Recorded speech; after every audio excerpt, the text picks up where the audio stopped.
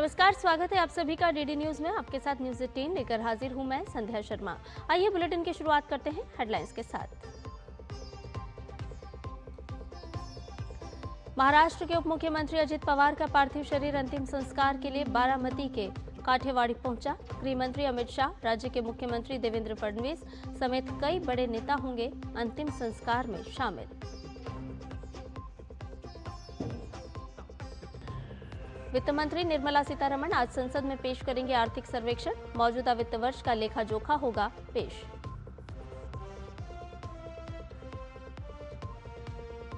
भारत और अरब के बीच विदेश मंत्रियों की दूसरी बैठक नई दिल्ली में होगी आयोजित। अलग अलग अरब देशों के प्रतिनिधियों का भारत आना शुरू। 10 साल के अंतराल के बाद हो रही है ये बैठक।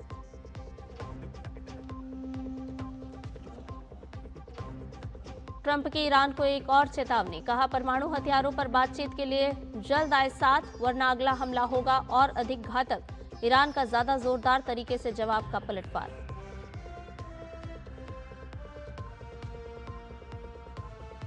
और बीटिंग द रिट्रीट सेरेमनी के साथ गणतंत्र दिवस समारोह का भव्य समापन आज। थल सेना, नौसेना और वायुसेना समेत केंद्रीय सशस्त्र पुलिस बलों के बैंड देंगे मनमोहक प्रस्तुति।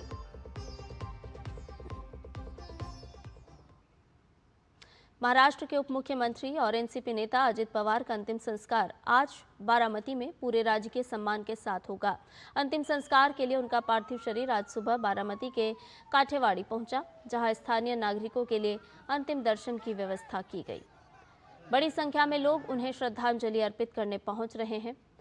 जानकारी के अनुसार करीब सुबह 11 बजे उनका पार्थिव विद्या प्रतिष्ठान बारामती लाया जाएगा और इस मौके पर यहां पर केंद्रीय गृह मंत्री अमित शाह मौजूद रहेंगे।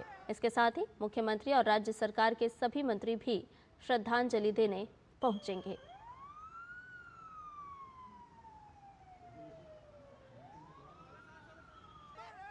तो अंतिम दर्शन के लिए पहुंच रहे हैं महाराष्ट्र लोग। अजित दादा को अंतिम विदाई, उन्हें श्रद्धा सुमन अर्पित करने के लिए महाराष्ट्र के साथ साथ और भी आसपास के इलाकों के लोग अजीत दादा को अंतिम भावुक विदाई देने के लिए पहुंच रहे हैं। बारामती से ये तस्वीरें इस वक्त की सामने आ रही हैं। आपको बता दें कि काठेवाड़ी में उनके पार्थिव शरीर को रखा गया है। केंद्रीय गृह मंत्री अमित शाह आज अजित दादा के अंतिम संस्कार में शामिल होने के लिए पहुंचेंगे। तो बड़ी संख्या में बारामती में लोगों का पहुंचने का सिलसिला शुरू हुआ और बड़ी संख्या में यहाँ पर लोग पहुंच चुके हैं अपने दादा को, महाराष्ट्र में दादा यानी कि बड़े भाई की भूमिका में अजित पवार, जिन्हें अंतिम विदाई देने के लिए दृश्यों में साफ तौर पर आप देख सकते हैं कि बड़ी संख्या में महाराष्ट्र के लोग एकत्रित हुए हैं और अजित पवार का पार्थिव शरीर काठेवाड़ी पहुंचा, जहां पर लोग उन्हें अंतिम विदाई दे रहे हैं। यहाँ पर 2 घंटे तक अंतिम विदाई दी जाएगी और उसके बाद उनका अंतिम संस्कार। और ज़्यादा जानकारी ले लेते हैं। हमारे संवाददाता शिशिर शेलार फोन लाइन पर हमारे साथ जुड़े हुए हैं। लगातार वो बारामती से हमें अपडेट साझा कर रहे हैं। शिशिर, आज पूरे महाराष्ट्र के लिए बहुत ही शोक का दिन है। भावुकता के साथ अपने दादा को, अजित दादा को पूरे महाराष्ट्र के लोग विदाई देते हुए नजर आ रहे हैं, श्रद्धांजलि अर्पित कर रहे हैं। बिल्कुल, देखिए महाराष्ट्र में अगर इस वक्त की स्थिति अगर देखी जाए तो महाराष्ट्र शोकाकुल यहाँ पे दिखाई दे रहा है। खासतौर पर एक ऐसा नेता जो कि कर्मठ था, काम के प्रति जाना जाता था और वक्त का काफी पाबंद था। जब लोगों यहाँ पे पहुंचे हुए तो लोग की जुबान से एक बात बार बार आ रही है कि वक्त के पक्के दादा थे लेकिन वक्त से पहले चले गए। क्योंकि इस वक्त हम बारामती में हैं। बारामती की अगर ये तस्वीरें आप देख पाओगे तो ये तस्वीरें जो है ये विद्या प्रतिष्ठान जो प्रांगण है बारामती का, ये वहाँ की तस्वीर है जहाँ पर कुछ ही देर में जो है दादा को अंतिम विदाई दी जाएगी। इस वक्त दादा का पार्थिव जो है वो उनके गांव में, काटेवाड़ी गांव में रखा हुआ है। दरअसल आज सुबह जो है उनका पार्थिव काटेवाड़ी गांव ले जाया गया, क्योंकि ये भी है कि जो शुरुआत हुई थी दादा की करियर की हम बात करें और या फिर जीवन की, वो काठेवाड़ी से ही हुई थी और इसीलिए काठेवाड़ी काफी खास जगह उनके दिल में थी। और इसीलिए आज जब हम इस मुकाम पर है तो देख पाएंगे कि ये लोग जो है सिर्फ बारामती नहीं बल्कि पूरे राज्य में, हालांकि जो बारामती जिला है, पुणे जिला है, वहां के लोग बड़े तादाद में यहाँ पर आ चुके हैं। और सिर्फ लोग ही नहीं, मैं कहूंगा अक्रॉस पार्टी लाइन, क्योंकि अजीत दादा को जानते थे, काफी सरल और सीधे बात करने वाले व्यक्ति थे, जो अगर काम हो रहा है तो उसको सीधे तरीके से हाँ बोलते थे, अगर नहीं हो रहा है तो वो मुंह पे ही उसको ना बोलते थे। उनका यही स्वभाव जो है पूरे महाराष्ट्र में राजनीतिक गलियारे में लोग जानते थे, मानते थे। और इसलिए अक्रॉस पार्टी लाइन जो है वो दादा की एक अच्छी उनकी पैठ थी। फिर चाहे हम बात करें बीजेपी हो, फिर कांग्रेस हो, एनसीपी हो, सभी जो नेता है पार्टी के, वो दादा की इस अंदाज को जानते थे और बखूबी जानते थे कि दादा जो है कार्यकर्ताओं के लिए हमेशा जो है खड़े होते हैं। और इसीलिए आज भी इस प्रांगण में हम देख पाएंगे कि फिर चाहे वो कांग्रेस के लीडर्स, जो हम कुछ ही देर में देखा कि राज ठाकरे, एमएनएस चीफ राज ठाकरे यहाँ पर आ चुके हैं, साथ ही साथ बाकी अन्य पार्टी के जो नेता है वो यहाँ पर पहुंच चुके हैं। तो ये दादा की कहीं ना कहीं काम करने की शैली थी जो उनको काफी लोकप्रिय बनाती थी। और दूसरी महत्वपूर्ण बात इसमें यह भी है कि जैसे हमने कहा कि बात अगर दादा की करें तो बारामती का जिक्र किए बिना पवार परिवार जो है पूरा नहीं होगा। कि जिस प्रकार से शरद पवार ने अपनी शुरुआत बारामती से की थी, लेकिन उसके बाद जिस प्रकार से अजीत दादा जो है राजनीति में सक्रिय हुए, सबसे महत्वपूर्ण जो उनकी राजनीति में पड़ाव देखा जाए तो वो बारामती ही है। 1980 में उन्होंने अपना पॉलिटिकल करियर शुरू किया था, पहले जिला परिषद से आगे बढ़कर जब वो सांसद बने थे 1991 में, तो उसके बाद उनको, हालांकि वो सीट बाद में उन्होंने उनके चाचा जो है शरद पवार को दी थी, और फिर से एक बार उन्होंने बारामती का रुख किया। इस प्रकार से विजुअल्स में देख रहे हैं जो इस वक्त नेतागण आ रहे हैं, फिर एमआईएम हो या फिर एमआईएम के जो पूर्व सांसद है इम्तियाज जलील, वो भी इस वक्त यहाँ पे पहुंचे हुए हैं। तो ऐसे में हम देख पाए कि 1991 के बाद जो है दादा लगातार बारामती से चुनकर आए हैं। फिर चाहे वो हम बात करें विधायक के तौर पर, और उसके बाद लगातार एक और भी रिकॉर्ड दादा के नाम पर है कि सबसे ज्यादा बार उप मुख्यमंत्री बनने वाले अजित पवार है। और इसीलिए इतने सालों का जो एक एक्सपीरियंस कहते हैं जिसे, और खासतौर पर प्रशासन पे एक पकड़ कहते हैं, वो काफी मजबूत हुई थी। क्योंकि बारामती से लेकर पूरे राज्य में क्या हो रहा है उसकी जानकारी दादा रखते थे, और इसी का नतीजा ये है कि अलग अलग पोर्टफोलियो हालांकि उन्होंने संभाले थे, कि चाहे इरिगेशन हो, फाइनेंस मिनिस्ट्री हो, या फिर हम बात करें एग्रीकल्चर मिनिस्ट्री की बात करें, क्योंकि अलग अलग मिनिस्ट्री में उन्होंने इतने सालों से काम किया है, तो इन सभी मंत्रालयों का पोर्टफोलियो उनके पास था। कई यादें उससे जुड़ी थी, लेकिन एक बात दादा हमेशा से कहते थे, हालांकि एक कार्यक्रम हुआ था उसमें दादा ने एक बात कही थी कि उनके बाद जो लोग राजनीति में आए वो मुख्यमंत्री बने, लेकिन वो मुख्यमंत्री नहीं बन पाए। ये मलाल उनको था, लेकिन वो खुश इसलिए भी थे क्योंकि वो लोगों की सेवा कर रहे थे, खासतौर पर जिस प्रकार से लोगों का साथ उनको मिल रहा था। शरद पवार की पार्टी से अलग होने के बावजूद भी दादा ने जो अपनी अलग पहचान बनाई थी, और नतीजा ये रहा कि पिछले विधानसभा चुनाव की अगर हम बात करें तो सबसे ज्यादा सीटें, मतलब अगर दोनों राष्ट्रवादी कांग्रेस की अगर बात करें तो ज्यादा सीटें जो है अजीत पवार को मिली थी। तो कहीं ना ये दर्शाता है कि दादा पर विश्वसनीयता लोगों की कितनी थी, और खासतौर पर एनसीपी पार्टी की विश्वसनीयता उन पर किस प्रकार से थी, ये कहीं ना कहीं स्पष्ट होता हुआ दिखाई दे रहा था। और इसी वजह से हमने पिछले कुछ चुनाव की अगर बात करें तो उसमें काफी अच्छा प्रदर्शन अजीत पवार ने किया था।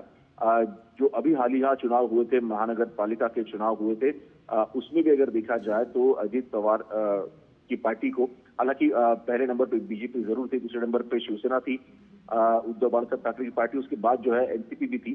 तो ऐसे में खास तौर पर पश्चिम महाराष्ट्र में ज्यादा पैठ जो है एनसीपी ने बनाई थी, और इसी फलस्वरूप हम देख पा रहे थे कि अजीत पवार का जो ज्यादा लक्ष्य था वो कहीं ना कहीं पुणे जिला, बारामती जिले पे ज्यादा था।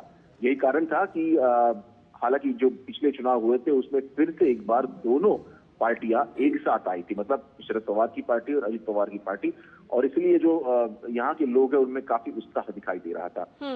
हालांकि अब दादा हमारे बीच में नहीं रहे, हम कल से यहाँ बारामती में है, तो लोगों की जुबान पे एक बात बार बार आ रही है, और लोग कह रहे हैं कि अभी फिर से एक बार जो है इन दोनों पार्टियों को एक साथ होना चाहिए, क्योंकि जिस प्रकार से बारामती का नेतृत्व पवार परिवार ने किया है, आने वाले समय में इसी प्रकार से अगर हम देख पाए कि अगर पवार परिवार में से अगर कोई खड़ा होता है तो जाहिर सी बात है लोगों का उनका सपोर्ट जरूर मिलेगा। उसके पीछे कारण भी हम कह सकते हैं कि कई सारे हैं। जिस प्रकार से मैंने कहा कि पिछले 35 सालों से लगातार बारामती का नेतृत्व अजीत पवार कर रहे हैं, तो ऐसे में अगर बारामती का एक समग्र विकास देखा जाए तो काफी अच्छा विकास जो है बारामती जिले का भी हुआ है, पुणे जिले का भी हुआ है खासतौर पर। फिर चाहे वो शिक्षण संस्थाओं की बात करें हम, या फिर यहाँ पर रोजगार निर्मित की बात करें, तो इसीलिए ये जो प्रमुख मुद्दे थे, लोगों का इस पर काफी ध्यान है। इसमें और एक मुद्दा मैं जोड़ना चाहूंगा, जिस प्रकार से हमने देखा कि खासतौर पर बारामती में दो चीजें काफी महत्वपूर्ण थी। जिस प्रकार से शरद पवार ने बारामती को बनाया था, लेकिन जिस प्रकार से अजित पवार उसको आगे लेके गए, मतलब उप मुख्यमंत्री बनने के बाद भी आप एक मंत्री पद के ओहदे पर हो, राज्य के वित्त मंत्री हो, पोर्टफोलियोज आपके पास कई सारे हैं, लेकिन इसके बावजूद हफ्ते के 2 दिन वो बारामती में बिताते थे। मतलब शनिवार और रविवार का जो दिन था वो अमूमन वो बारामती आते थे, यहाँ से लोगों से मिलते थे, यहाँ की समस्या है वो जानने का प्रयास करते थे और समझ सकते थे कि किस प्रकार से जो है मिट्टी से जुड़ा हुआ नेता था। इसके बावजूद कि राज्य की धुरा उनके हाथों में थी, लेकिन उसके बावजूद बारामती में क्या हो रहा है इसकी पल पल की खबर जो है अजित पवार रखते थे। और इसीलिए यहाँ पर इस वक्त हम जो लोग देख पा रहे हैं, जो जनसभा यहाँ पर जुटा हुआ है, ये उसी का नतीजा है कि हालांकि कुछ ही घंटों में अब जो है अंतिम जो शुरू होने वाला है, लेकिन उससे पहले ही आज सुबह जब हमने देखा कि इस प्रांगण के जो गेट है ओपन कर दिए, तो उसके बाद बड़ी तादाद में लोग यहाँ पर आना शुरू हो चुके हैं। खासतौर पर ये जो पूरा इलाका है बारामती का, उसकी अगर बात करें तो कल से जब से हादसा हुआ है तब से हमने देखा कि बारामती जो है पूरी तरह से ठप होती हुई दिखाई दे रही है।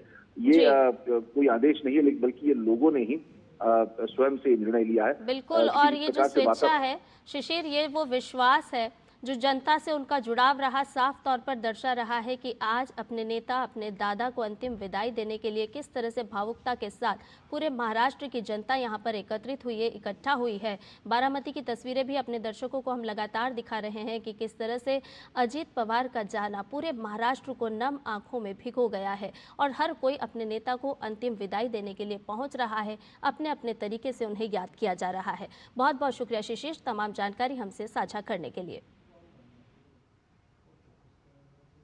और वहीं इस विमान हादसे की अगर बात की जाए तो उसके बाद पुलिस और एनडीआरएफ की टीमें घटनास्थल पर पहुंची, मौके से विमान के मलबे को हटाया गया। तो ये तस्वीरें भी आपको दिखा रहे हैं कल की घटना की, और उसके बाद घटनास्थल पर यहां पर पुलिस एनडीआरएफ की टीम पहुंची है।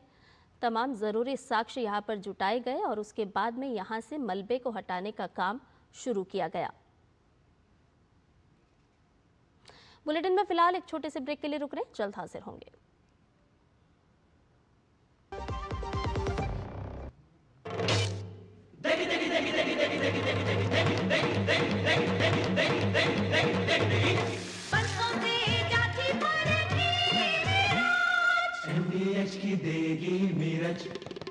देगी मिर्च का तड़का, अंग अंग फड़का। MDH की देगी मिर्च। मेरी पसंद, मेरी पसंद, मेरी पसंद, मेरी पसंद, हमारी पसंद, हम सबकी पसंद। मजबूत देश का मजबूत सरिया हो गया स्टील। विभाग अनेक, कंप्लेंट बॉक्स 1। किसी भी सरकारी दफ्तर, विभाग या बैंक से जुड़ी शिकायत के लिए pgportal.gov.in पर जाएं, रजिस्टर करें, संबंधित विभाग चुनें, शिकायत दर्ज करें और ट्रैकिंग आईडी नोट करें। एसएमएस या ईमेल पर एक्नॉलेजमेंट पाएं और शिकायत का जवाब सीधे मंत्रालय से प्राप्त करें। अब तक 1 करोड़ 12 लाख से अधिक भारतीयों ने भरोसा जताया। सीपी ग्राम्स, आपकी हर शिकायत का हल। अभी शिकायत दर्ज करें pgportal.gov.in। टिंग टिंग, अम्मा मैसेज मैसेज। मैं आपके मौसा के चाचा का नाती का पोता, शादी का कार्ड मैसेज में भेजा है, डाउनलोड करिए और आशीर्वाद दीजिए। मैं तो आपको जानती भी नहीं, फिर भी शादी का कार्ड खोलूं? मैं मूर्ख नहीं हूँ। क्या बात है अम्मा। यूपीआई कहता है अगर कोई अनजान नंबर से फाइल या लिंक भेजे तो क्लिक मत करो और कहो मैं मूर्ख नहीं।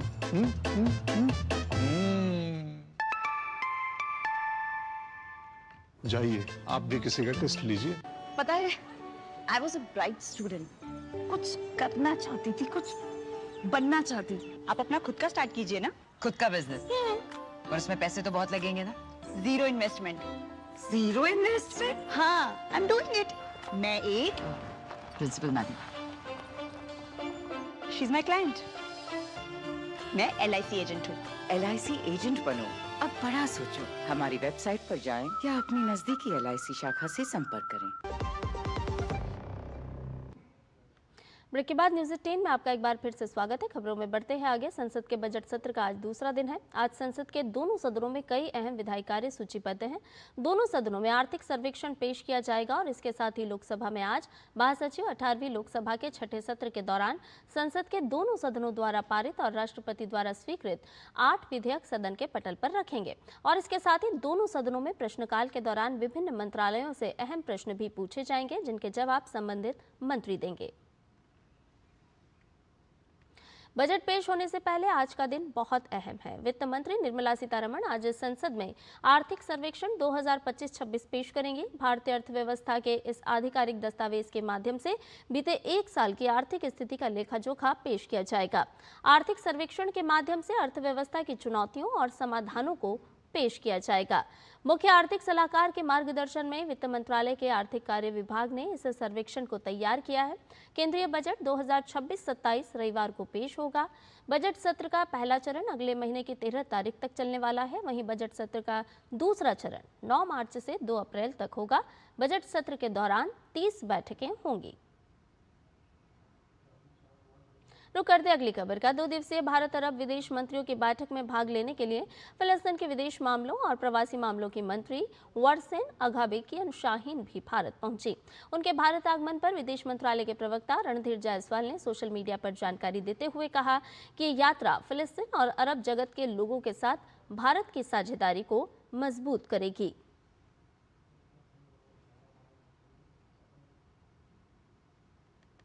तो 2 दिवसीय भारत अरब विदेश मंत्रियों की बैठक में भाग लेने के लिए सूडान के विदेशी मामलों और अंतर्राष्ट्रीय सहयोग मंत्री मोहिउद्दीन सलीम अहमद इब्राहिम भी भारत पहुंच चुके हैं। उनके भारत आगमन पर विदेश मंत्रालय के प्रवक्ता रणधीर जायसवाल ने सोशल मीडिया पर जानकारी देते हुए कहा कि ये यात्रा भारत और सूडान के बीच जन जन के संबंधों को और भी मजबूत करेगी।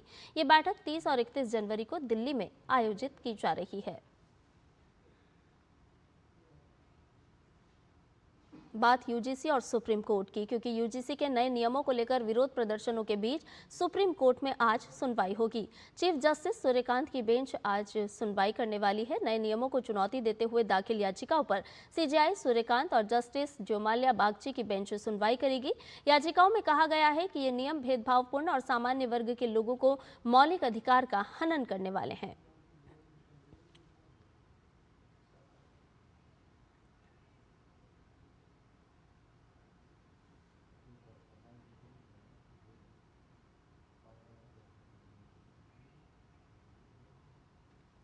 और नौकरी के बदले जमीन मामले में आज लालू यादव, उनकी पत्नी राबड़ी देवी, दोनों बेटे तेजस्वी यादव और तेज प्रताप यादव, बेटियां मीसा भारती, हेमा यादव राउज एवेन्यू कोर्ट में पेश होंगे।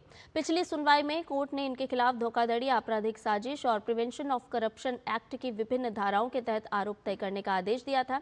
आज कोर्ट में औपचारिक रूप से आरोप तय किए जाएंगे। दरअसल लैंड फॉर जॉब घोटाला 2004 से 2009 के बीच का है, जब लालू प्रसाद यादव केंद्र में संयुक्त प्रगतिशील गठबंधन यानी कि यूपीए सरकार में रेल मंत्री थे।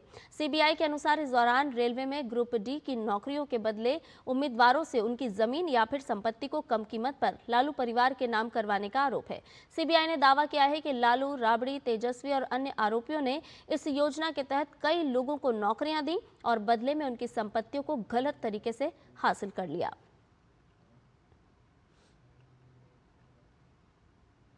शबरीमला सोना चोरी मामले में नई वैज्ञानिक जांच ने कई अहम सवालों पर विराम लगा दिया है। इसरो के वैज्ञानिकों ने पुष्टि की है कि गर्भगृह के दरवाजे के पैनल बदले नहीं गए थे, बल्कि तांबे की चादरों पर चढ़ी सोने की परत को रासायनिक प्रक्रिया के जरिए उतारा गया था। ये निष्कर्ष विशेष जांच दल यानी कि एसआईटी को सौंपे गए हैं और बुधवार को केरल हाईकोर्ट के समक्ष भी इन्हें रखा गया। इसने गर्भगृह के ढांचे को पूरी तरह बदलने या अंतर्राष्ट्रीय गिरोहों को सौंपे जाने जैसी अटकलों को खारिज कर दिया है। विक्रम साराभाई अंतरिक्ष केंद्र के वैज्ञानिकों ने विश्लेषण के बाद अदालत को बताया कि शबरीमला में लगे दरवाजों के पैनल मूल तांबे की चादरें की ही है। हिस्सा ठोस सोना नहीं है, बल्कि तांबे के ऊपर चढ़ी सोने की परत थी, जिसे पहले ठोस सोने का पैनल समझा जा रहा था। वैज्ञानिकों के अनुसार जिन चादरों को हटाकर बाद में दोबारा लगाया गया था, उनके नमूनों में सोने की मात्रा में कमी पाई गई और इससे ये साबित होता है कि तांबे को नुकसान पहुंचाए बिना सोने को अलग किया गया। सोना निकालने में पारा और अन्य रासायनिक घोल का इस्तेमाल किया गया।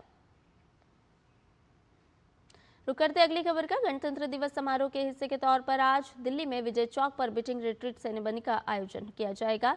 इस अवसर पर भारतीय धुनों और देशभक्ति से उत्प्रोत संगीत की गूंज सुनाई देगी। ये समारोह परंपरागत रूप से अत्यंत भव्य और अनुशासित तरीके से संपन्न होता है। इस खास मौके पर भारतीय सेना, भारतीय नौसेना, भारतीय वायुसेना और केंद्रीय सशस्त्र पुलिस बलों के बैंड अपनी मनमोहक और देशभक्ति से भरपूर प्रस्तुतियां देंगे। न्यूज़ 18 में फिलहाल के लिए इतना ही। मुझे दीजिए इजाजत। नमस्कार।